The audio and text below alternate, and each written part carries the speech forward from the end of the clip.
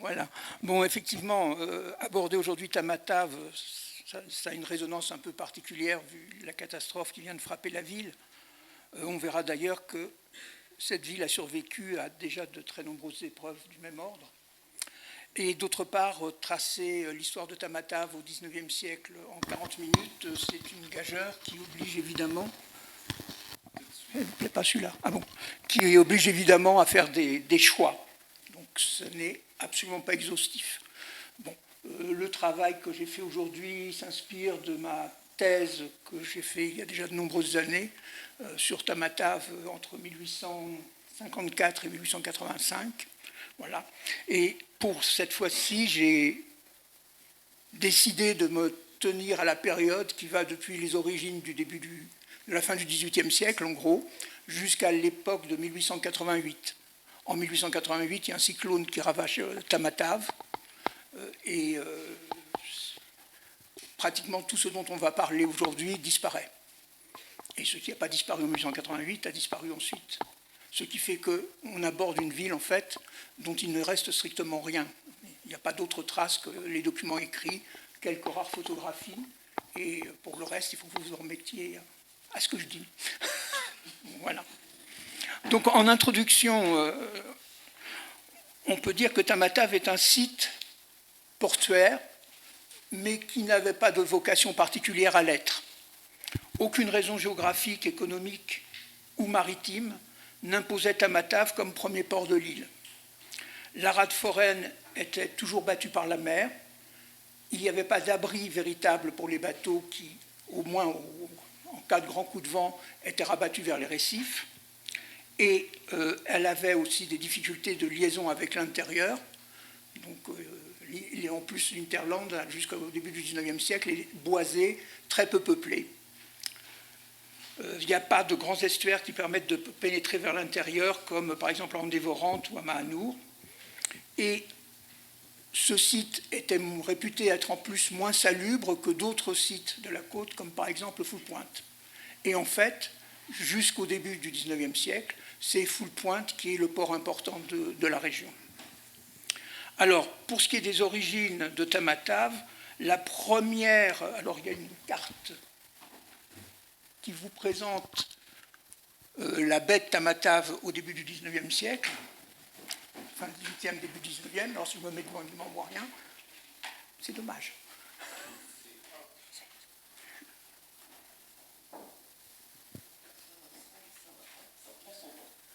C'est bien, moi aussi.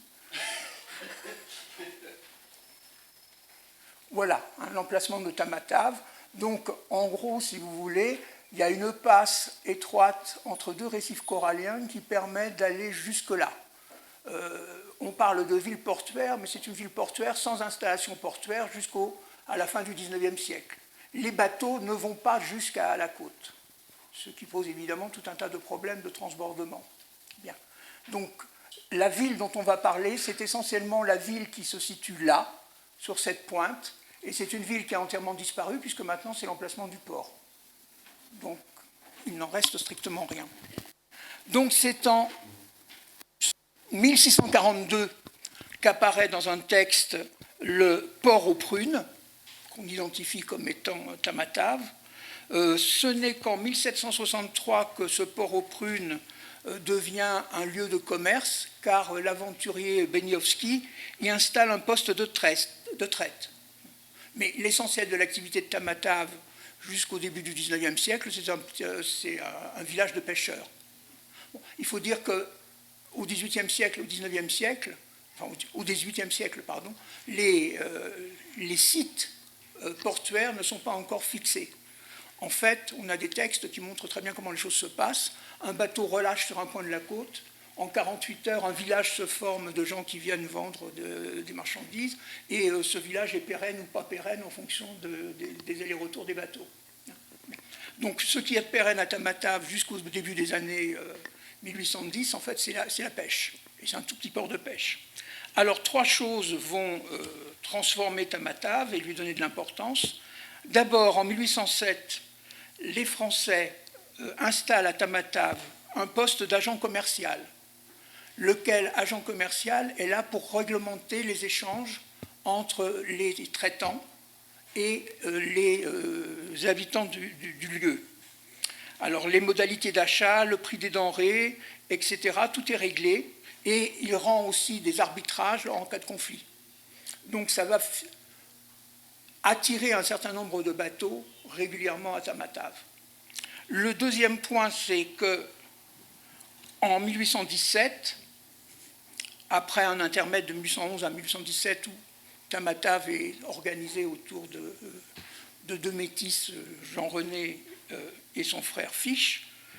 Donc à partir de 1817, c'est Radam Ier qui prend le contrôle de la côte, et le gouvernement de Radam et les commerçants favorisent systématiquement Tamatave au détriment de Foulpointe, parce que pour eux c'est plus proche, donc il est plus facile de contrôler les échanges commerciaux d'esclaves et de zébus essentiellement, puisque la région produit très peu de riz au départ.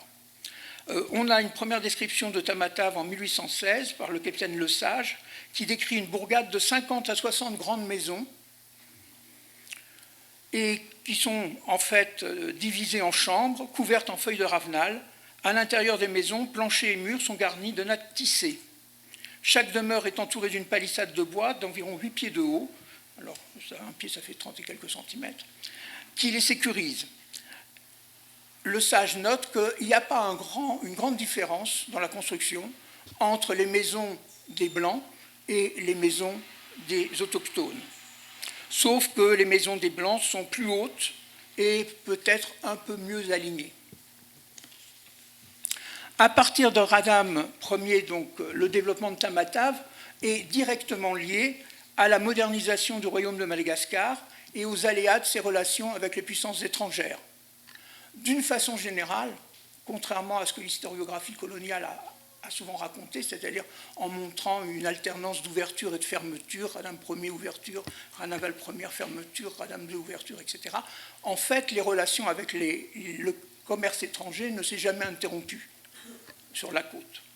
Même aux périodes de crise, même en 1845, quand Ranaval chasse une partie des étrangers, mais pas tous, le commerce perdure, même si il ralentit. Donc c'est dans cette période-là que Tamatave va prendre de l'importance et on va voir se fixer un nombre plus important d'étrangers. Dans la réalité, au début du XIXe siècle, les capitaines des navires font escale à Tamatave, mais n'y résident pas. Ils ont généralement un entrepôt qu'ils confient à une femme Betim-Sarak locale, et ils repartent avec leur bateau pour les Mascareignes. À partir de 1810, on voit des gens qui s'installent durablement et qui se fixent d'abord à Tamatave. Voilà. Donc la population étrangère va augmenter, et du coup, la population locale aussi. Donc, nous avons une ville qui devient à la fois le centre commercial le plus important du royaume de Madagascar, puisque l'essentiel des produits qui sont exportés par Tamatave, et que la quasi-totalité des produits qui sont importés et qui remontent jusqu'à Tananarive passent également par Tamatave. Mais Tamatave n'est pas que cela, alors j'en parlerai relativement peu, mais je le cite quand même, c'est aussi une capitale diplomatique, parce que c'est à Tamatave que débarquent les délégations étrangères, les voyageurs. C'est à Tamatave aussi que réside la plus grande partie du personnel diplomatique.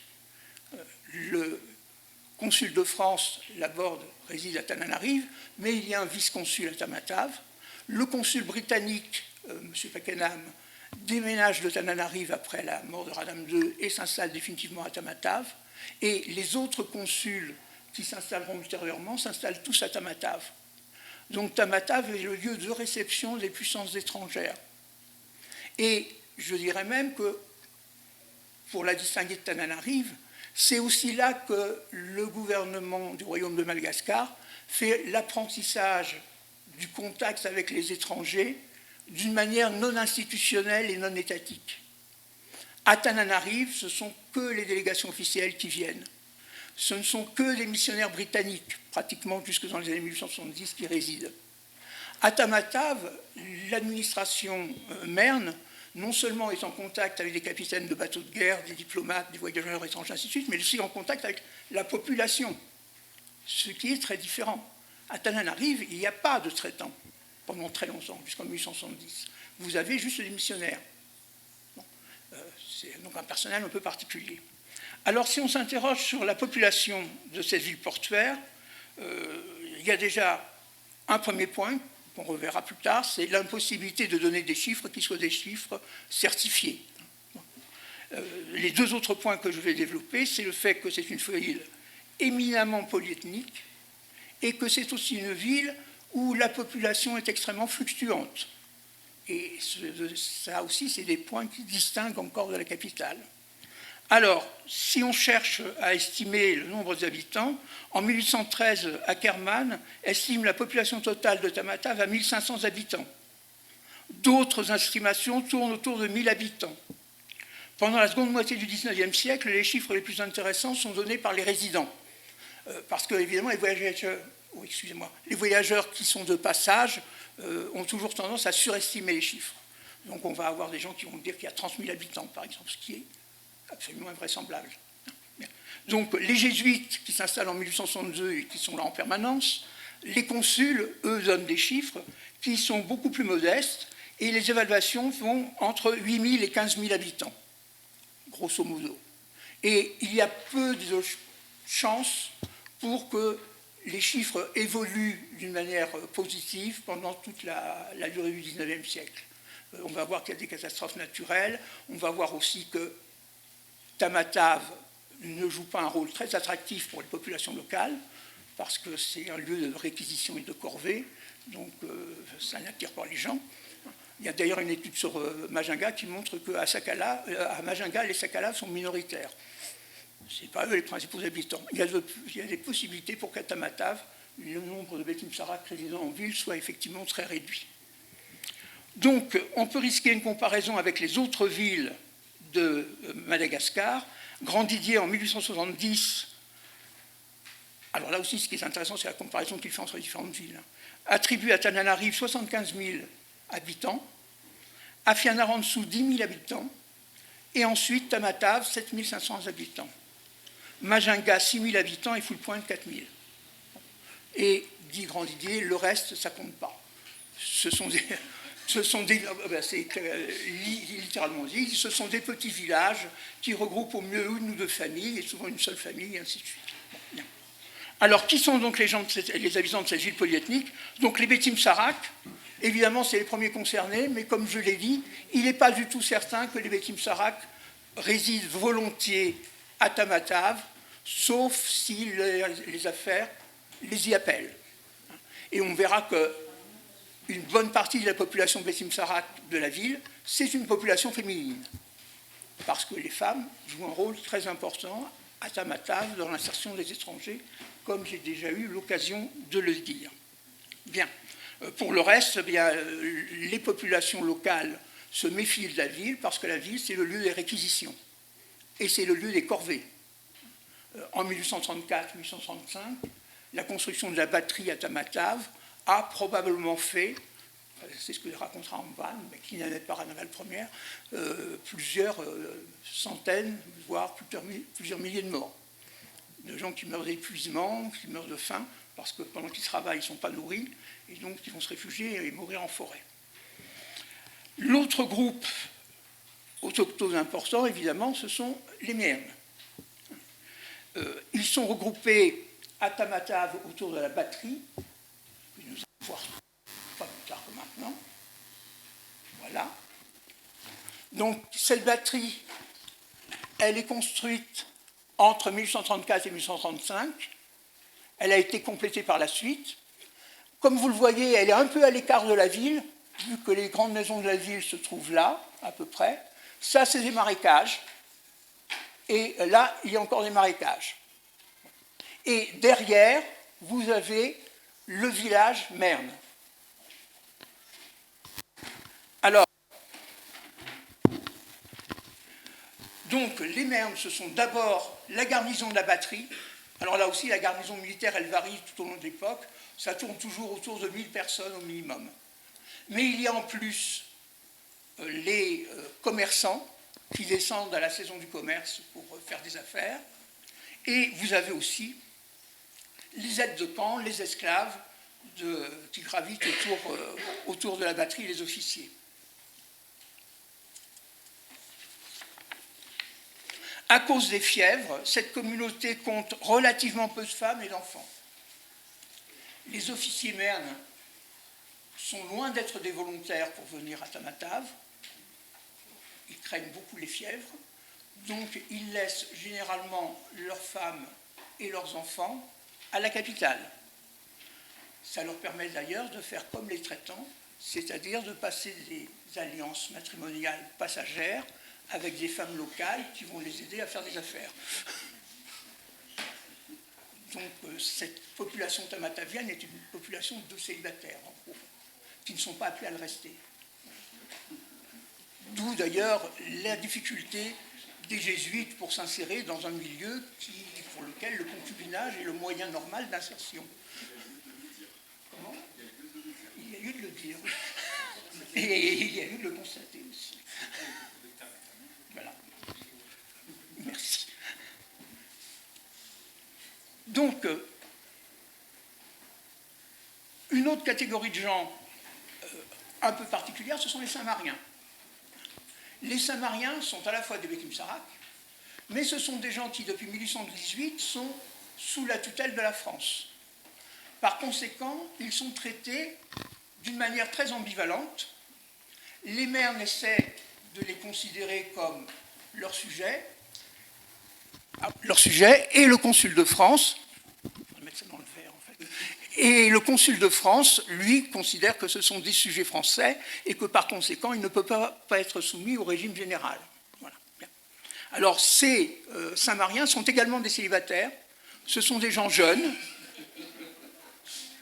et ce sont des gens qui sont très souvent des domestiques des vasas, et en particulier, il y en a plein qui sont cuisiniers, mais on en trouve aussi beaucoup qui sont des marins et d'autres qui sont des charpentiers. Une chose que j'ai omise de dire, c'est que la construction à Tamatave dans les années 1860 est une construction très particulière, parce que jusqu'au milieu des années 1860, localement, on ignore l'usage de la scie, ce qui fait que les planches sont produites en évasant un tronc d'arbre de chaque côté. Donc un tronc égale une planche.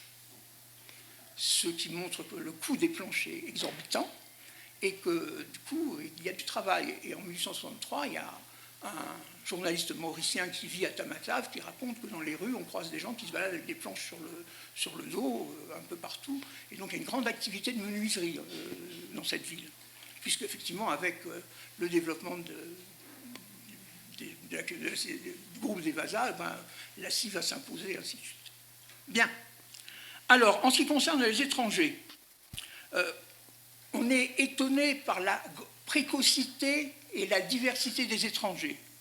Dès le début du XIXe siècle, par exemple, il y a à l'intérieur des terres, enfin à Tamatave même, mais pas sur la pointe, un camp arabe qui est peuplé de gens qui sont d'origine yéménite et autres, et qui sont des marins.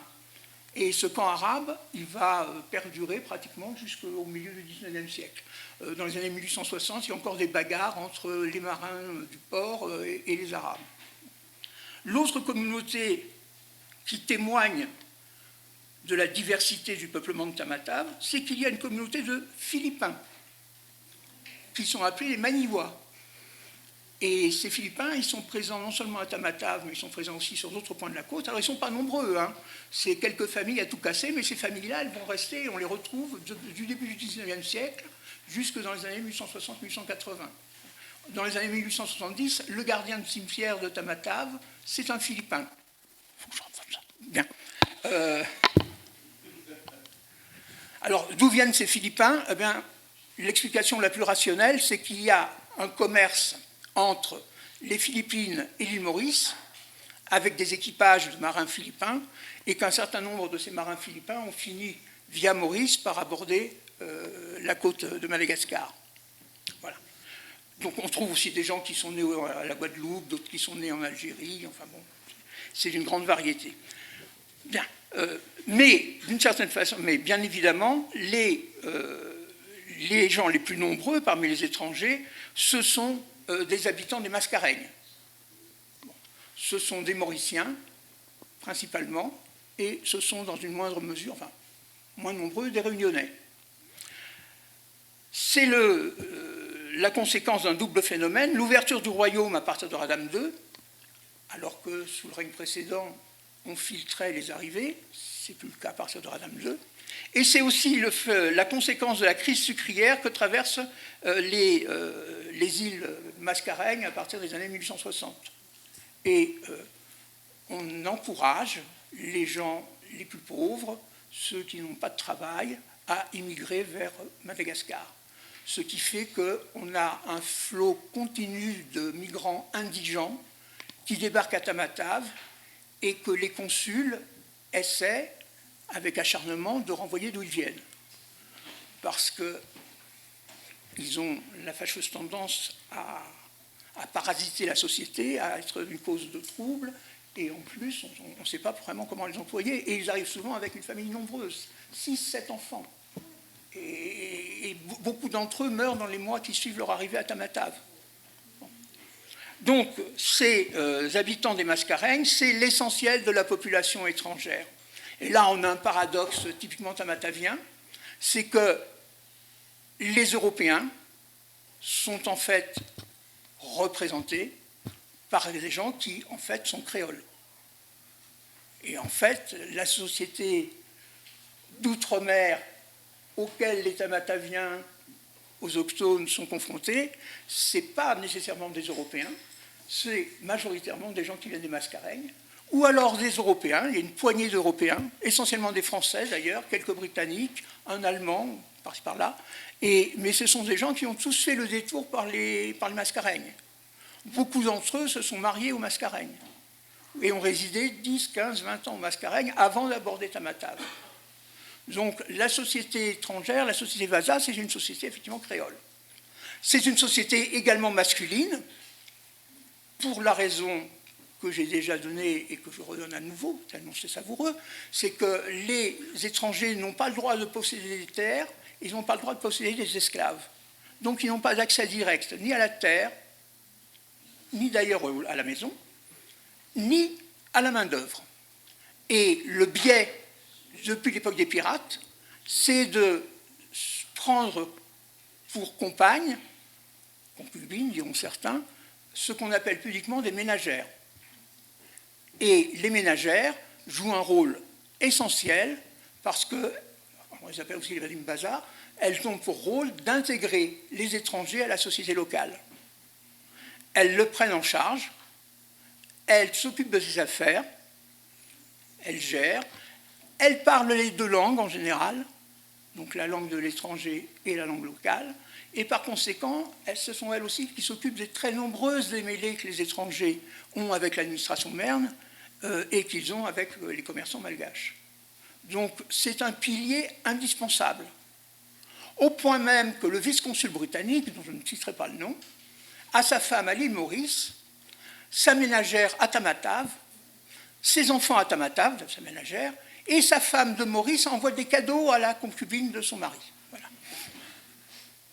Et il y a d'ailleurs à Maurice et à La Réunion des femmes dont les maris vivent à Tamatave et qui vivent en popote, c'est-à-dire tout ensemble, à 2 ou 3, en attendant le retour de l'époux qui généralement revient à la mauvaise saison quand même. Bon, voilà. Il ne faut pas rigoler.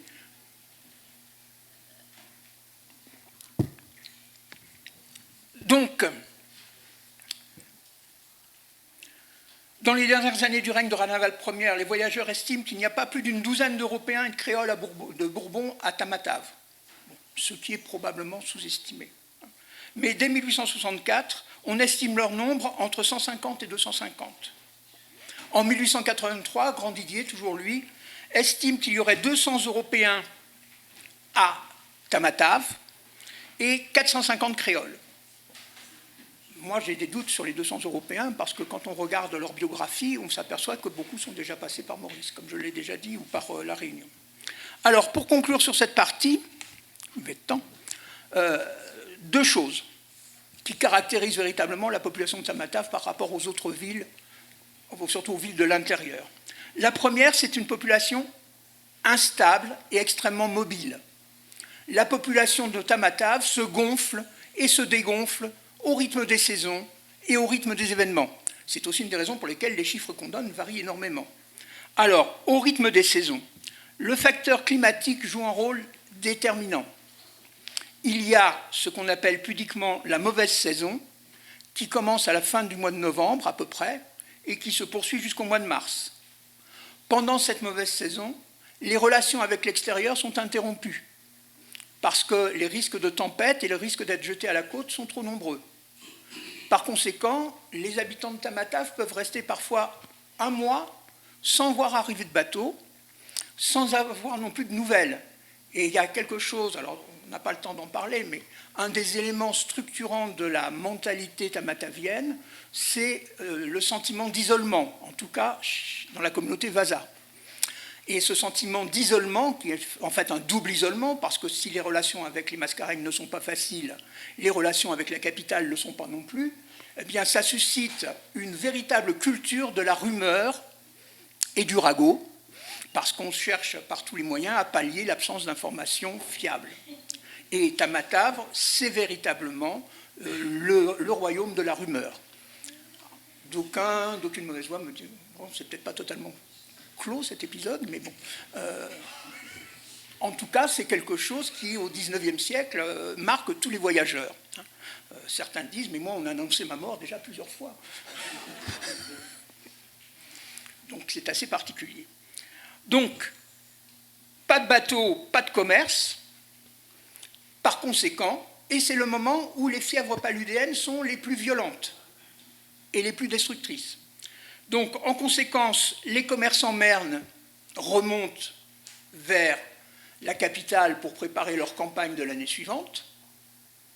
Les traitants les plus fortunés, à commencer par les consuls et vice-consuls, se retirent aux Mascareignes pour la mauvaise saison, ce qui fait que d'ailleurs la population Vasa est laissée à elle-même pendant de longs mois. Et, chose plus amusante encore, les femmes, dont on dira pudiquement qu'elles fréquentent les équipages, faute d'équipage, retournent dans les villages environnants où elles s'adonnent à l'agriculture. Voilà. Non, car plusieurs ressources. Ce que l'on ne trouve pas sur les bateaux, on va le trouver dans la rizière, pour caricaturer.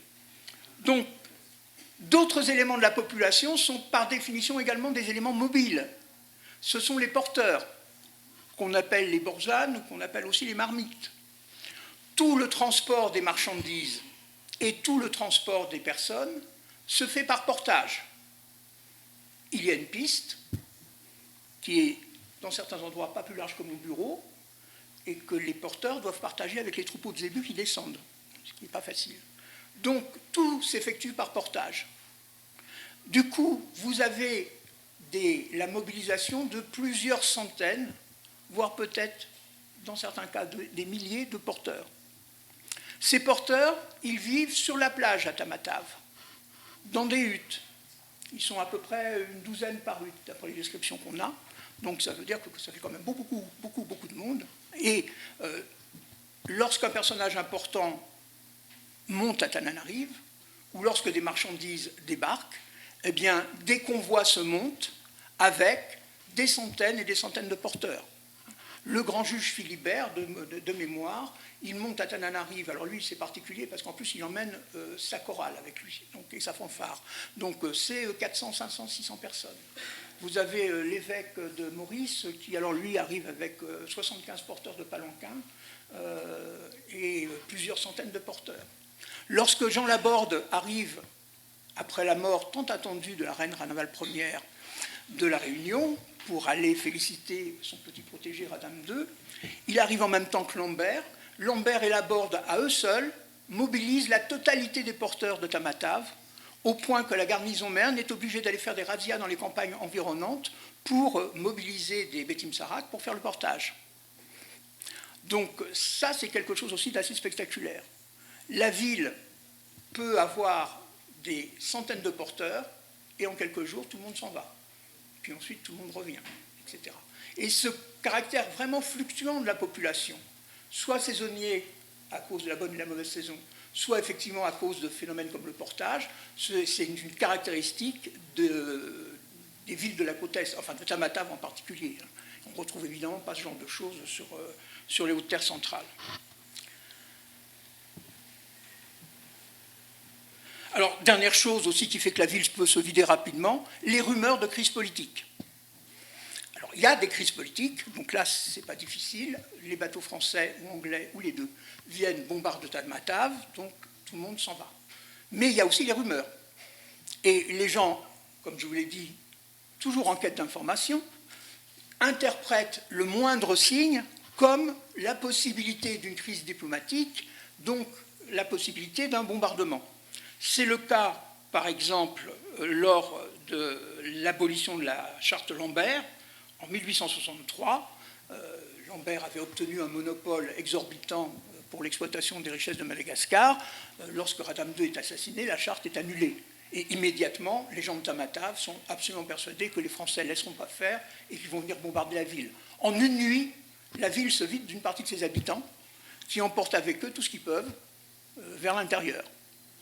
La même chose se reproduit au début des années en 1882, lorsque le consul Baudet, qui était chargé de négocier avec le gouvernement Merne, rompt les négociations et redescend brutalement à Tamatave. Tout le monde est... Alors, il y a un navire de guerre qui est déjà dans le port, donc tout le monde est absolument persuadé que la ville va être bombardée, et à nouveau, la ville se vide. Et donc, c'est quand même quelque chose d'assez intéressant que cette population urbaine qui est toujours en demeure de partir, de revenir, et ainsi de suite. Voilà. Dernière chose, la population est une population fragile, en particulier pour les Européens et les créoles. À La Réunion, à Maurice, on appelle Tamatave et la côte est d'une manière générale le tombeau des Européens. Et ce qui est incriminé en premier, c'est le paludisme.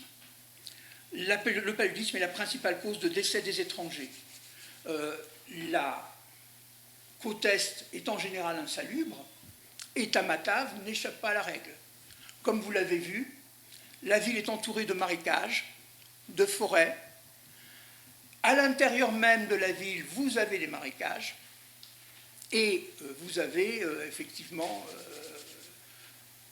alors, en gros, la ville est constituée de cordons de dunes de sable. Les maisons sont situées sur les dunes de sable et dans les creux, c'est les espaces de circulation. Et ces espaces de circulation sont généralement gorgés d'eau parce que la nappe phréatique est à très peu de profondeur, 80 cm à peu près. Bon. Donc il y a des marécages, des flaques d'eau, et donc ça permet la prolifération des moustiques, en particulier à la saison des pluies, mais pas seulement. Alors, le paludisme frappe beaucoup les esprits, d'abord parce qu'il y a une grande diversité de formes. Alors, on pourrait faire toute une heure sur le paludisme. Mais il y a deux choses qui frappent particulièrement les gens. C'est la soudaineté avec laquelle on peut mourir. Il y a le fils d'un traitant qui est cher à l'un d'entre vous, qui est le fils de Marius Arnaud, qui sort de table à midi et qui est mort à 5 heures du soir. Voilà. D'autre part, le paludisme provoque aussi des crises de délire et de folie, ce qui est également très spectaculaire. Alors, pour ce qui est de la mortalité, j'ai retenu les chiffres que donne le commercial, enfin, les informations que donne un magazine mauricien qui s'appelle le Commercial Gazette. En 1862, le 10 février, mort ce matin des fièvres de Madagascar, M. Mienvel, originaire de France, récemment arrivé et résident de Maurice. Le 17 février, donc 7 jours plus tard, mort des fièvres, Auguste Baba, résident ici et né à Maurice. Le 23 février, mort des fièvres, Frédéric Dubois, résident ici et né à Maurice. Le 24 mars, décédé des effets de la fièvre, M. Aspiral, né à Maurice et résident ici. Le 10 avril, vers 1h de l'après-midi hier, mort de Émile F., des effets de la fièvre de Madagascar, né à Maurice. 24 avril, mort de la fièvre de Madagascar, M. Renaud, résident à Tamatave et natif de Maurice. 27 avril, mort de la fièvre de Madagascar, M. Repéco, résident ici depuis peu et bien connu à Maurice. Le 7 mai, Cailleux, autrefois inspecteur municipal à Port-Louis, qui mort des fièvres. Et évidemment, le Commercial Gazette est un journal mauricien, il ne donne que les morts du Maurice. Or, vous remarquez que ça en fait à peu près un par semaine. Alors, sur une communauté qui ne compte pas des centaines de personnes, ça se remarque. Donc, on peut comprendre que les gens soient terrorisés. Il y a même un prêtre qui débarque dans la première moitié du XIXe siècle qui meurt de peur d'attraper la fièvre.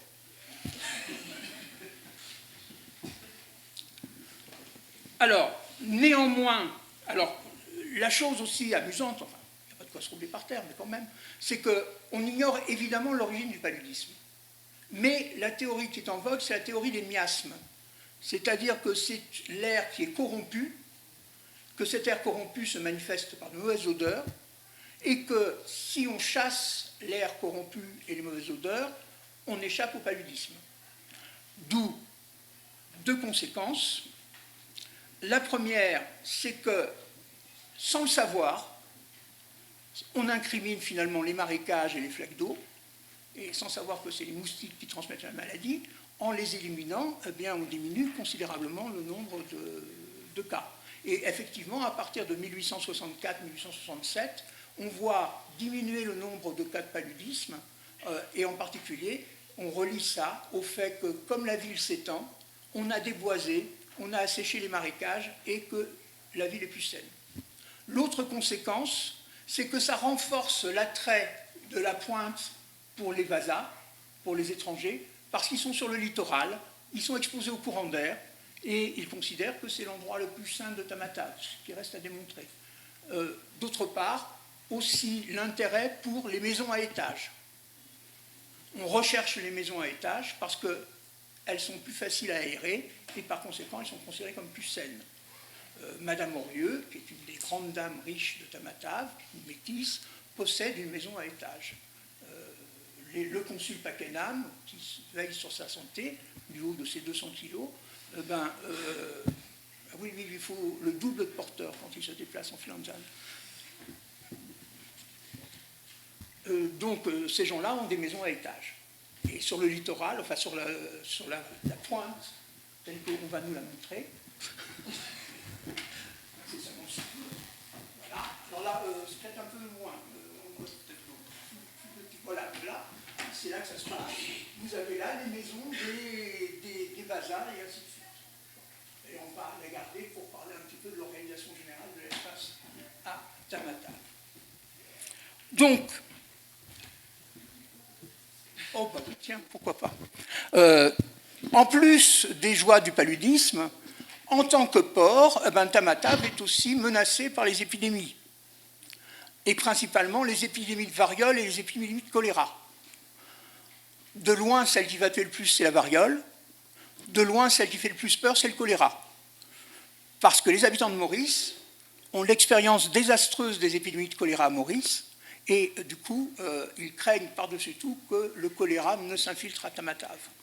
Et ça donne aussi, là aussi, quelque chose que je n'ai pas le temps de développer, mais tout un débat sur la nécessité ou pas d'installer un système de quarantaine et de lazaret à Tamatave. Dès 1862, il y a un antagonisme très fort parce que les commerçants, ce qui n'est pas de l'habitude des commerçants, réclament des mesures de quarantaine, alors que le gouvernement central de Tamatave, et Radam II en particulier, qui considère qu'il est à l'abri de la variole, à l'abri du choléra, et qui veut voir arriver les paquets cadeaux que tout le monde lui envoie, est contre, évidemment, le lazaret et l'isolement. Et dans les années 1880-83, la question du lazaret et de l'isolement revient, toujours autour de la variole, avec une thématique cette fois-ci tout à fait intéressante, parce que les Européens, et en particulier les Français, considèrent la capacité du gouvernement malgache à faire face aux épidémies comme un élément pour évaluer sa capacité à, ouvrez les guillemets, se civiliser.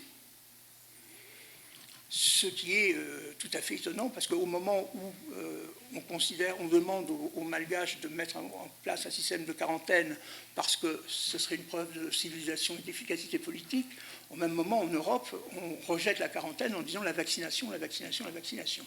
Voilà. Bien. Donc je ne m'étends pas plus là-dessus. Alors l'épidémie de variole de 1875-1876, qui part de Majunga, de 1875 à 1876, elle fait tout le tour de l'île en passant par tous les ports. Et les Vasas de Tamatave estiment qu'elle aurait fait à peu près 300 000 morts, ce qui est probablement très exagéré. Les pasteurs, eux, estiment 2000 morts. Bon. Mais alors tout dépend aussi, est-ce qu'on compte toute la côte est ou est-ce qu'on compte que Tamatave et sa région? Alors la même chose avec la variole en 1889, etc., etc. Je passe parce que je crois que je vais dépasser le temps qui m'est imparti. Alors, il n'y a pas de médecin, il ne faut pas rêver. Il n'y a pas de médicaments non plus. Alors, il y a des médecins, mais ils restent épisodiquement. C'est-à-dire que généralement, les médecins... Alors, vous avez les médecins qui montent à Tananarive, parce qu'à Tananarive, il y a de l'argent à faire. Et puis, quand ils redescendent à Tamatave, ils donnent quelques petites consultations. Et puis, quand ils ont épuisé la clientèle solvable, ben, ils s'en vont. Il y a quelques médecins qui y restent 3, 4, 5 ans, mais il n'y a pas d'établissement durable. Il n'y a pas d'hôpital non plus. Alors, les Vasas veulent régulièrement organiser un hôpital. Le gouverneur est tout à fait pour, mais ça ne se fait pas. Et finalement, il n'y a pas non plus de médicaments, ce qui fait que les gens se soignent d'une manière extrêmement empirique. Par exemple, contre le paludisme, le remède principal, c'est un vomitif. Ne me demandez pas le rapport. Mais c'est le vomitif Leroy qui a beaucoup de succès. Et dans les inventaires après décès, vous trouvez des flacons de vomitif Leroy, vous trouvez des seringues pour se faire des piqûres, etc., etc. Il y a même une trousse médicale qui circule, parce que chaque fois que son propriétaire meurt, elle est vendue aux enchères, et c'est un autre qui la... Et dans les inventaires après décès, vous pouvez suivre comme ça le parcours de la trousse médicale entre 2 ou 3 personnes désireuses de se sauver. Donc, deuxième et presque le dernier point, la constitution d'un espace urbain. Je vais vous lire brièvement le portrait que dresse de Tamatave un monsieur qui s'appelle Capitaine en 1862-63. Alors, Tamatave est bâti sur le sable. Il renferme 2 ou 3 milliers de cases en paille et quelques centaines en bois, ces dernières appartenant comme de raison aux riches. Il se divise en 2 parties. Le quartier malgache au bord de la mer. Alors, c'est le quartier malgache, mais c'est aussi le quartier des étrangers. Donc, c'est là. C'est là que les terrains ont le plus de valeur. Très étrangement, un tiers des terrains de cette partie de la pointe appartiennent à Juliette Fiche, qui va passer sa vie à les distribuer. Elle va mourir pauvre dans un asile. Enfin, on ne va pas vous faire pleurer. On passe à autre chose.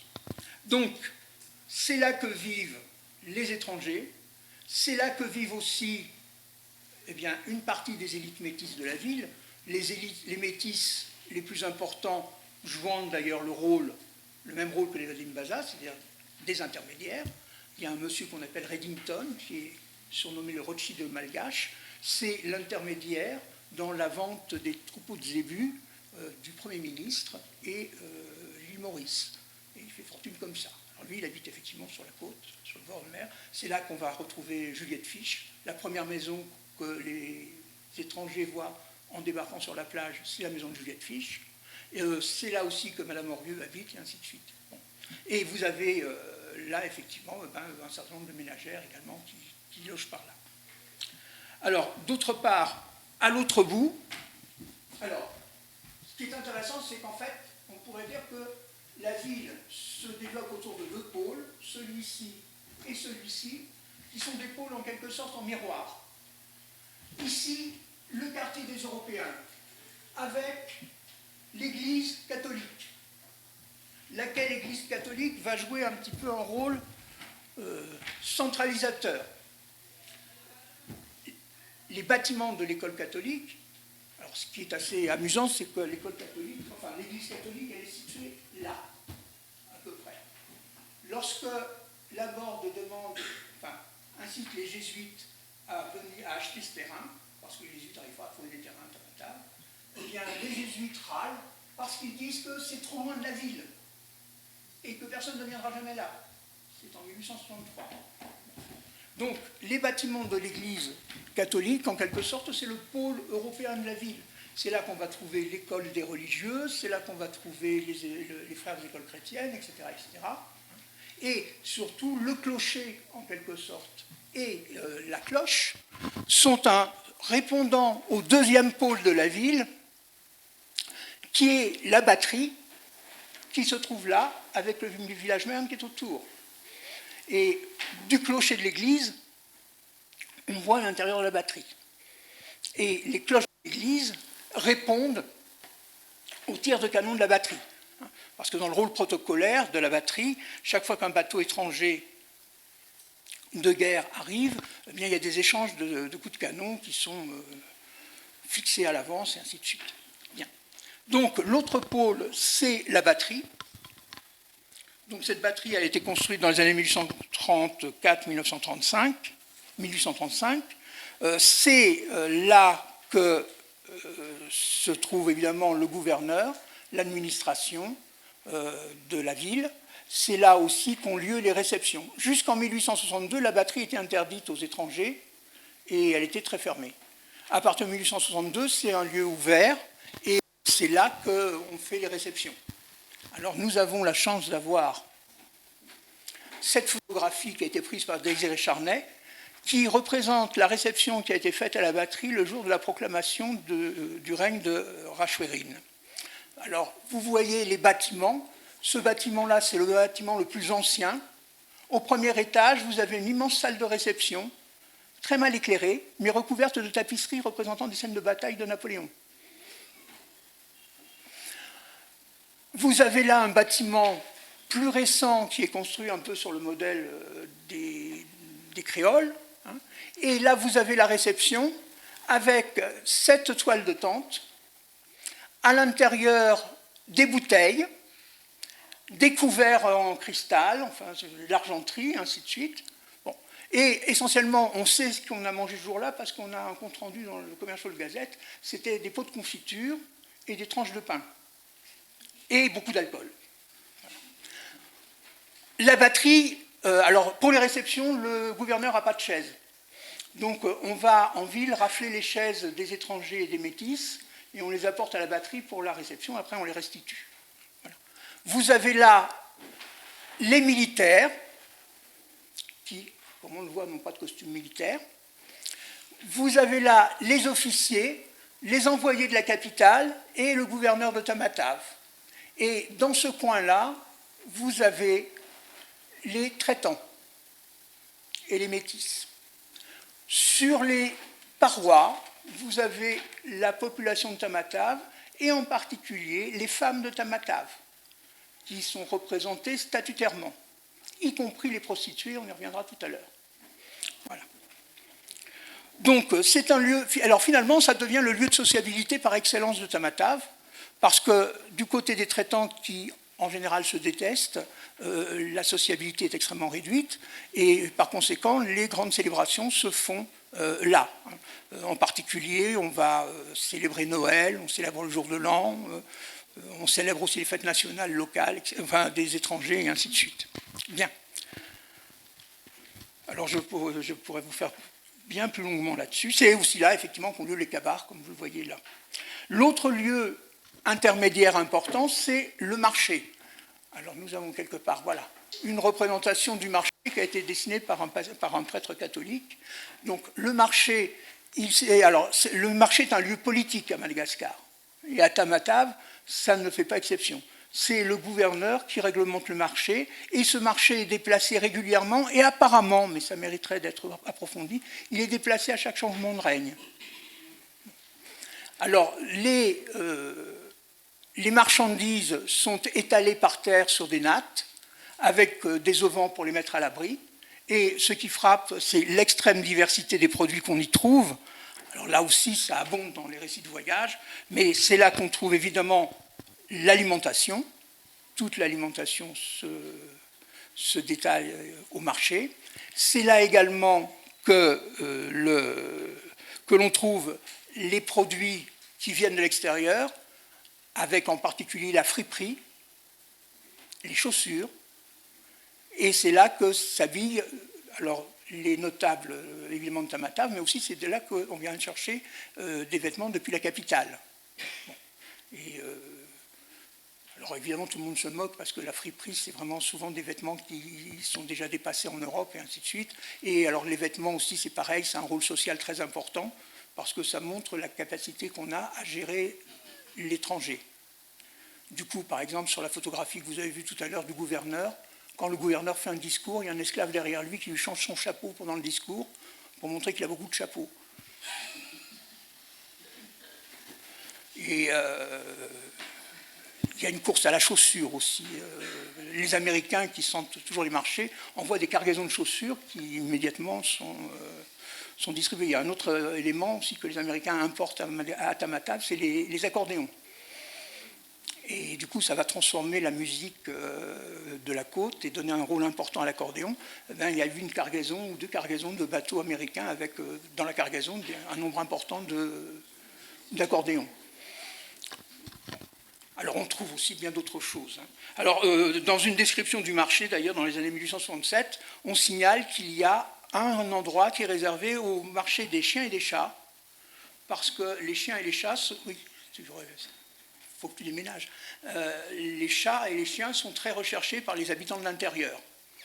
Alors, je pense que c'est probablement en particulier pour faire la chasse aux souris et aux nuisibles, et du coup, bon. Alors, vous trouvez absolument tout au marché. Chose intéressante, c'est que, alors qu'à Tananarive, le marché joue un rôle central et il n'a pratiquement pas de concurrents jusque dans les années 1870, à Tamatave, il y a un nouvel espace de commerce qui apparaît, c'est la boutique.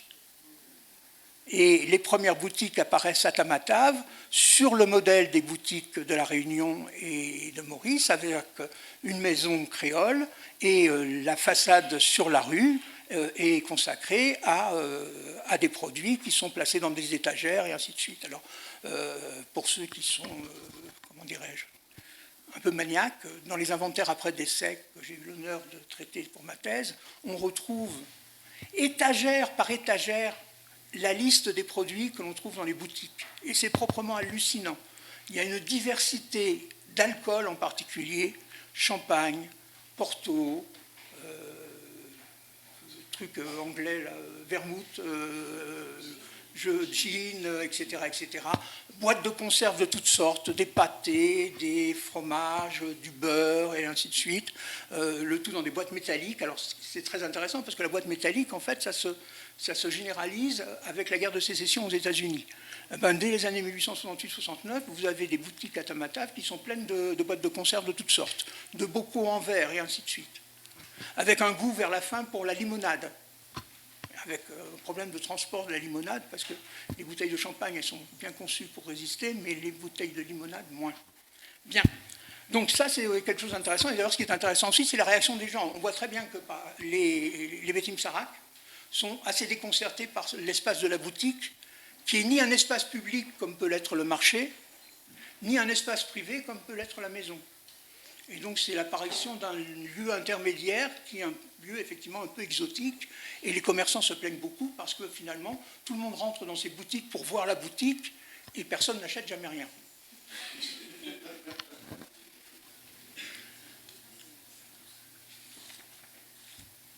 Alors, pour terminer ce bref...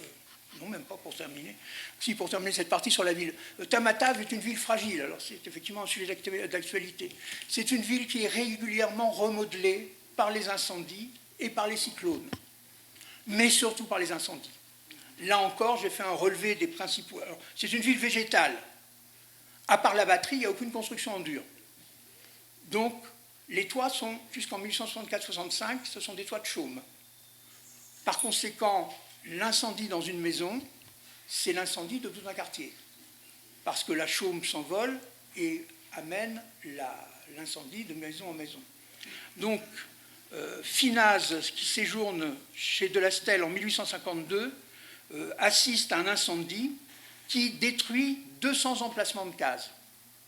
Alors, si vous partez du principe qu'on a une ville qui doit avoir au grand maximum 8000 habitants et que dans une case, il vit un certain nombre de personnes, 200 emplacements, ça fait beaucoup de choses, beaucoup de monde.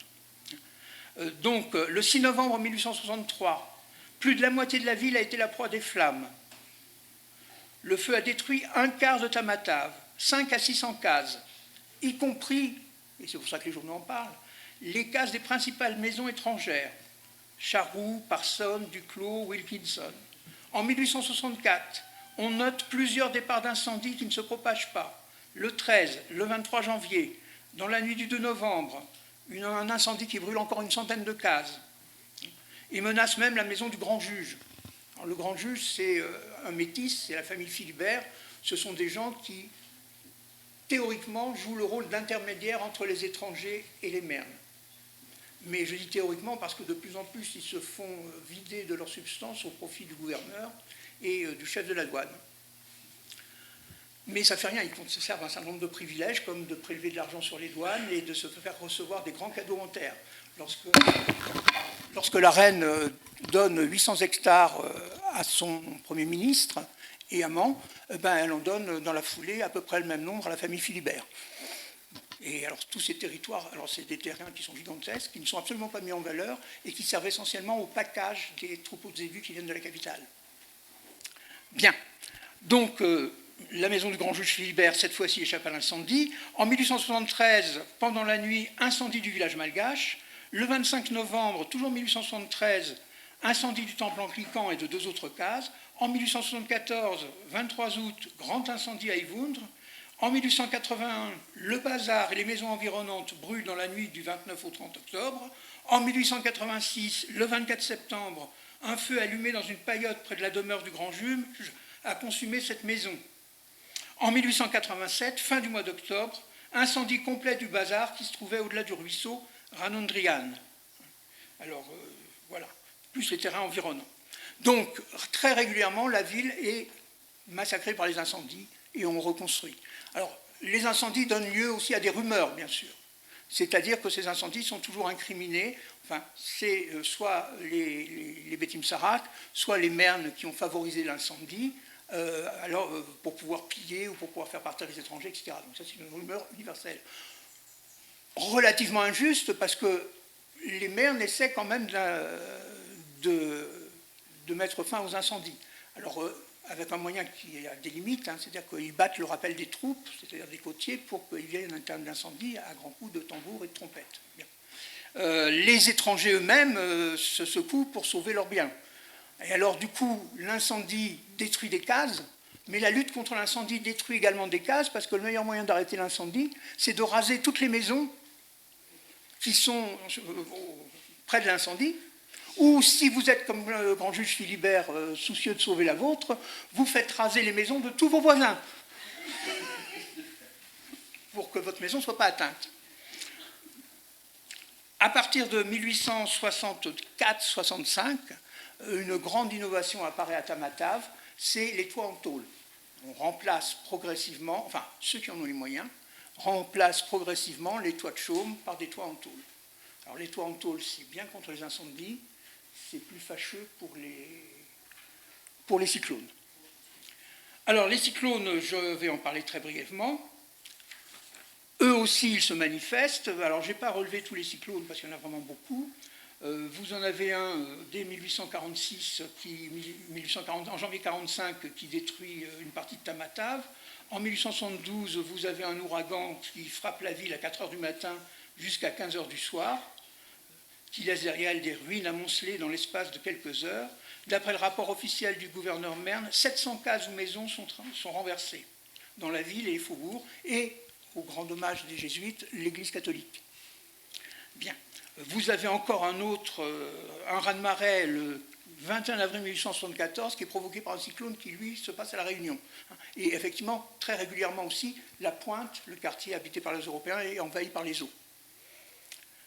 En particulier lors de l'éruption du Krakatoa en Indonésie, 3-4 jours après, la mer se retire au-delà de la barrière de corail, pour ceux qui connaissent Tamatave, sans bruit. Les gens sont ahuris parce qu'ils voient la mer se retirer comme ça au loin, au loin, au loin. Et puis elle revient lentement et elle envahit carrément la ville. Alors c'est une vague douce, c'est pas... mais bon, c'est spectaculaire. Le cyclone le plus remarquable, c'est celui du 22 février 1888. C'est pour ça que je l'ai choisi comme date ultime de mon exposé, qui commence d'ailleurs à durer un peu trop. Violence inouïe de 12 h jusqu'au soir. Mais, et ça rappelle un peu ce qui s'est passé là, dans la première demi-heure, la totalité de la ville est détruite. Alors, j'ai fait une synthèse des comptes rendus. L'aspect général est navrant. Une demi-douzaine de maisons seules sont restées intactes et le reste est entièrement détruit ou gravement endommagé. Presque toutes les toitures en tôle ont été enlevées, laissant les meubles et les marchandises exposés à la pluie torrentielle. Les avenues sont encombrées d'arbres brisés et de palissades arrachées, au travers desquelles on a autant de peine à se frayer un chemin qu'à travers la forêt vierge. La ville a été aux 3/4 rasée. Le consulat d'Angleterre, l'hôtel de l'Europe, le couvent des Sœurs de la Charité, la douane, tous les bâtiments de la douane ont été emportés par la mer. Les magasins des messageries maritimes, de la maison américaine, de la maison Mante, Borelli et Frères, ainsi que tous les magasins des Indiens et des Malgaches ont été détruits de fond en comble. De même pour la propriété Melville, située à peu de distance. Une quarantaine de victimes à terre, mais un seul créole. Alors, le journal cernéen, lui, ne retient que le créole. Et le créole, précisément, il a été tué, ce qui est une nouveauté pour Tamatave, par une tôle qui se déplaçait à 200 km/h dans la rue. L'école des sœurs s'est écroulée, etc. Sur la mer, tous les bateaux qui étaient en rade sont tous coulés. Il n'y a plus que des épaves. Ça fait une dizaine ou une douzaine de bateaux, dont un bateau de guerre français. Voilà.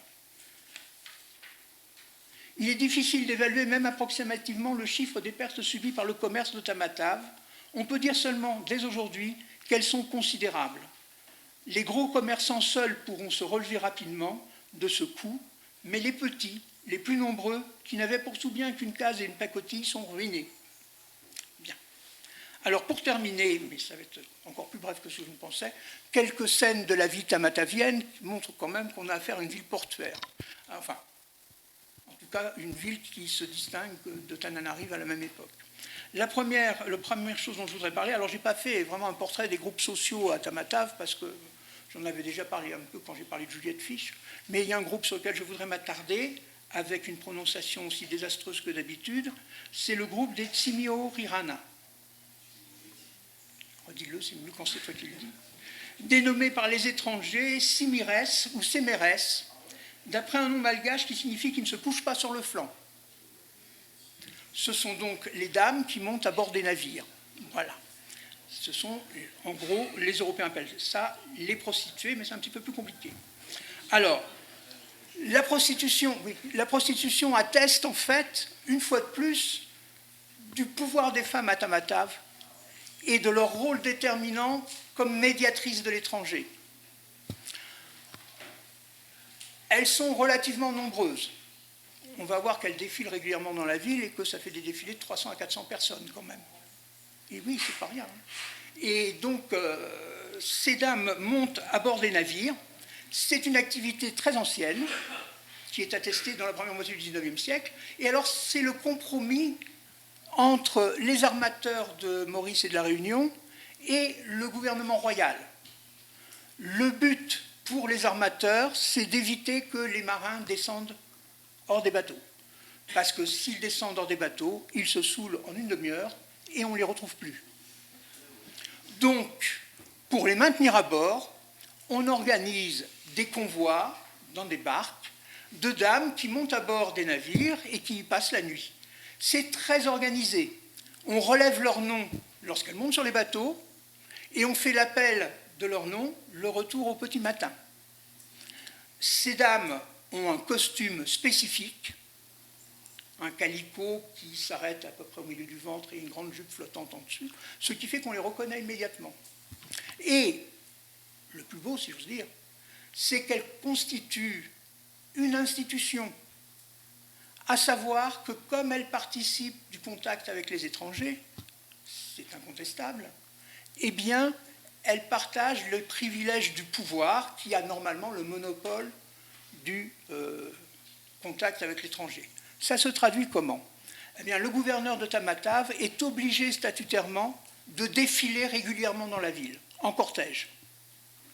Et dans ce cortège, une place de choix est réservée aux prostituées. Et vous avez une très jolie description, malgré l'heure qui s'avance, je ne résiste pas au plaisir de vous décrire ça. Les femmes, après que leur nom ait été inscrit au poste de douane, passent la nuit à bord avec l'équipage et retournent à terre tôt le matin, et on procède à l'appel de leur nom au poste de douane. Elles sont conduites à port par les canots des bateaux, et beaucoup sont refoulées par manque de place. Alors, c'était pas ça que je voulais lire. Alors, dans le défilé, oui, du 21 mai 1862, en premier venait le gouverneur, dans son palanquin. Après lui, ses principaux officiers, avec les porteurs, un grand nombre de soldats, et leur orchestre, quand même. Et ensuite, les femmes des officiers, également en palanquin et habillées à l'européenne. Mais le plus remarquable et le plus curieux, c'était le grand nombre de femmes qui clôturaient la procession, tapant des mains et chantant des chansons irréprochables quant à la mélodie, mais à la moralité plus douteuse. Donc Wilkinson, dans ce défilé, il les évalue à 200 à 300. Mais qui dit cortège dit procession. Les jésuites, pour la fête de la Vierge, le 15 août, pour la fête Dieu, organisent dans le quartier de la Pointe des processions. Et ce ne sont pas des petites processions. Eux aussi, ils ont un orchestre, comme le gouverneur, une fanfare. Et toute la ville est pavoisée, on décore avec des feuilles de palmier, ainsi de suite. Et évidemment, qu'est-ce qui se passe lors des premières processions? Les prostituées du port arrivent en disant, grosso modo, le cortège, le défilé, c'est notre affaire, laissez-nous faire, vous allez voir ce que vous allez voir. Et évidemment, l'angoisse des jésuites dès 1863 et dans les années suivantes, c'est de faire en sorte que, comme ils disent dans leur correspondance, il n'y ait que des femmes incontestables qui participent à leur défilé, évidemment. Bon, alors, donc ça me semble quelque chose d'important, c'est typique quand même des villes portuaires, puisqu'on parlait de villes portuaires, et ce qui est intéressant, c'est de voir comment, effectivement, les femmes à différents niveaux sont intégrées au pouvoir, en quelque sorte. Les Vadim-Baza d'un côté, les prostituées de l'autre, ce n'est pas les mêmes, hein, en général, mais elles ont toutes leur rôle, et c'est un rôle reconnu. Il y a que les anglicans qui en parlent, une fête particulière à la batterie, où on élit des reines. Et on élit des reines pour chaque corps féminin, c'est-à-dire une reine pour les femmes Betim Sarak sans histoire, une reine pour les Vadim-Baza et une autre reine pour les prostituées. Et les femmes sont convoquées à la batterie, elles sont tenues d'y être. Alors il y a une coutume un peu similaire dans le nord de Madagascar, où effectivement il y a une chef des Vadim-Baza qui est instituée et qui a autorité pour organiser les couples. Bien. Le deuxième point que je voulais énoncer, si on a encore le temps, je sais pas. On n'a plus de temps, bon, dommage, c'est l'importance des ébus dans la ville. L'essentiel du commerce, c'est pendant très longtemps le commerce des ébus. Et quand le commerce des ébus décline parce qu'il y a la concurrence des ports du Nord, il y a aussi le commerce des peaux. Donc la ville est organisée pour le commerce des ébus. Vous avez au pied de la batterie un marécage qui va devenir la mare aux ébus, et à côté de ce marécage, en 1867, je crois, André Mandrouche, qui est un gouverneur, c'est un gouverneur exceptionnel, c'est le seul qui a payé pour venir à Tamatave. Généralement, les autres payent pour ne pas venir parce qu'ils ont très peur d'attraper la fièvre, mais lui, c'est un traitant en zébus, et il considère qu'un poste à Tamatave, c'est un bon moyen de s'enrichir. Donc il va organiser le commerce, en particulier en fixant un marché aux ébus sous la batterie. Et les gens sont tenus d'acheter les ébus là, et on les achète par lot. Ce qui est très intéressant parce que ça permet de refiler les animaux un peu bancals dans un lot commun. Vous avez tout autour de Tamatave ces fameux terrains qui sont distribués aux notables de Tananarive et qui servent à requinquer le zébu avant la grande traversée. Et à l'intérieur de la ville, vous avez des parcs à zébus. Parce qu'une fois que vous avez acheté vos zébus, vous les parquez en attendant qu'il y ait un bateau qui se présente. Et la grande scène de la vie tamatavienne, c'est l'embarquement des zébus. Les bateaux ne peuvent pas venir jusqu'au port, jusqu'au rivage. Par conséquent, on parque les zébus dans un parc, avec un lasso, on les attrape par les cornes, on réunit une douzaine de zébus sur une longue corde, la corde est amenée jusqu'à une pirogue au bord de l'eau, laquelle pirogue a une autre corde qui la relie au bateau pour ne pas chavirer entre-temps, et hardiment, les piroguiers partent avec tout autour d'eux des cordes avec des ébus. et il monte à peu près une douzaine, 10 à 12 bêtes par pirogue. Alors évidemment, c'est très très très hasardeux parce que sur le chemin, il y a des requins. Et si le requin commence à mordiller gentiment un zébu, évidemment, tout bascule. Voilà. Alors arrivé au bateau, eh bien, les zébus sont hissés par des palans. Alors les bateaux peuvent transporter en moyenne, selon les bateaux, 80 à 200 bœufs par voyage. Vous imaginez. Et alors le chargement se fait en une journée, pour des questions de vent. Et puis aussi parce qu'il ne faut pas perdre trop de zébus, donc il ne faut pas traîner. Le Touareg, le navire à vapeur réunionnais qui transporte les zébus, en 1876, bat des records avec 361 zébus à bord. Alors, dernière chose, sûrement la dernière, il n'y en aura plus après. Une autre caractéristique de la vie sociale tamatavienne, il y aurait bien d'autres choses à dire, hein, c'est une espèce de dualité entre le jour et la nuit. Le jour, la ville est organisée par les vasas, par les mernes et ainsi de suite. La nuit, la ville appartient aux gens d'en bas, c'est-à-dire les porteurs de la plage, les domestiques des vasas et des malgaches d'ailleurs, et ils commencent la nuit relativement tôt par des beuveries. Un autre phénomène dont il faudrait parler un jour, c'est l'alcoolisme. À partir des années 1860, la côte Est est littéralement inondée par de l'alcool qui vient de l'île Maurice. Et à Tamatave, toutes les maisons, en particulier les maisons du quartier malgache, mais pas seulement, ont à l'entrée un tonneau de rhum. Et on débite le rhum comme ça à la louche tout au long de la soirée. Et les gens boivent énormément. Il y a un vasa dont la maison brûle et personne ne va le sauver parce qu'il y a 2 tonneaux de rhum à l'entrée. Donc tout le monde a peur que ça explose et on laisse la maison brûler. Bien. Donc, en quoi consiste ça ? Toute la nuit, les gens chantent, hurlent, tapent des mains, et chose plus amusante et pittoresque, ils parodient leur maître. C'est-à-dire qu'ils prennent les palanquins et ils se transportent les uns les autres, en hurlant, bien sûr. Et la bonne population tamatavienne des vasas est absolument catastrophée parce que ça termine généralement à 4 heures du matin. Et alors, évidemment, après, les stéréotypes arrivent. C'est pas étonnant qu'ils dorment toute la journée, ils foutent rien, c'est parce que la nuit, ils font la fête, ils font la bringue. Bien, voilà ce que je pouvais dire de quelques aspects de la vie tamatavienne. On voit qu'à la fois par son organisation bipolaire de l'espace, par cette population à la fois très hétérogène et aussi très vagabonde, on a là une structure sociale, une structure de l'espace qui est assez différente du reste des villes de l'intérieur en particulier, mais qu'on retrouverait peu ou prou sur les autres villes de la côte Est. Voilà. Je vous remercie de votre extrême patience.